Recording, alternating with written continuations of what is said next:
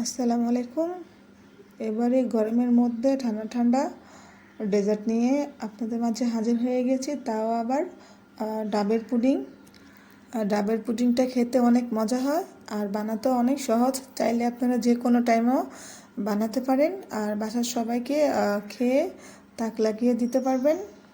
চাইলে আপনারা বাচ্চাদের খুশি করাতে পারবেন এরকম মজার ডাবের পুডিং দিয়ে। আর বাচ্চারা বিশেষ করে বাইরের এসব খাবারই বেশি খেতে পছন্দ করে, তো যাই হোক বাইরের খাবার না দিয়ে ঘরে বানাতে পারবেন খুব সহজে। তো আমি আমাদের নিজেদের গাছেরই 5-6টা ডাব পেরে নিয়েছি। এটা দেখতে একটু বাত্তি বাত্তি মনে হচ্ছে, যাই হোক এটা কিন্তু ভিতরে ওইরকম বেশি মোটাও ছিল না নারকেলটা, আর পাতলা ছিল না। আর এই ডাবটা আমার বড়াপুর ছেলে এটাকে সুন্দর করে কেটে দিচ্ছিল। তো আমি এক এক করে এখানে 2টা ডাব কেটে নিব। তো চাইলে আপনারা বাজার থেকে কিনে আনতে পারবেন, আর যাদের বাসায় যদি নারকেল গাছ থাকে তাহলে সেখান থেকেও পেরে নিতে পারবেন। তো ফাইনালি আমি এক এক করে এখানে 2টা ডাব কেটে নিব।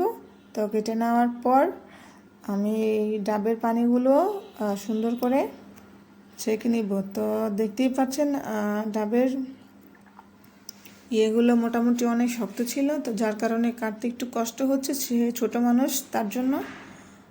তো ফাইনালি এটা কাটা শেষ।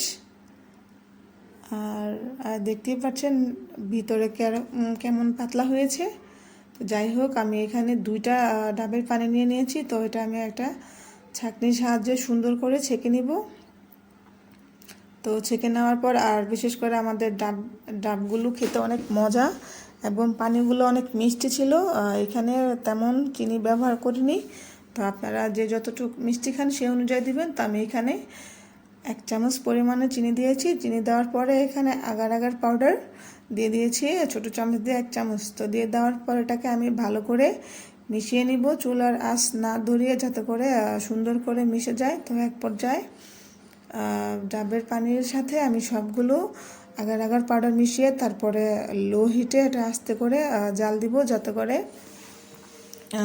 বলক এসে পড়ে না যায়। তো এক এক করে আমি দেখতেই পাচ্ছেন সুন্দর করে সবগুলো আগার আগার পাউডার ম্যাশ হয়ে গিয়েছে।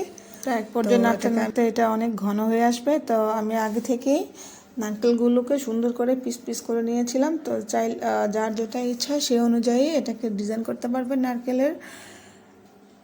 তো আমি এটাকে ছোট ছোট করে স্লাইস করে এখানে দিয়ে দিয়েছি। তো দেখতেই পাচ্ছেন এটা আমার এখন জমানোর পালা।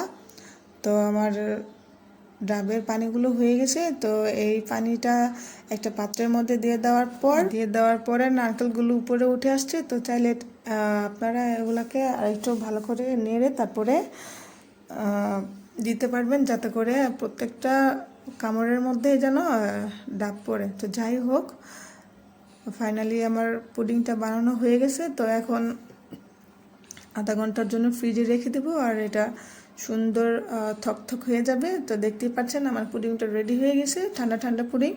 সো আমার ভিডিও যদি আপনাদের ভালো লেগে থাকে অবশ্যই সবাই লাইক, কমেন্ট, শেয়ার আর সাবস্ক্রাইব করে পাশে থাকবেন।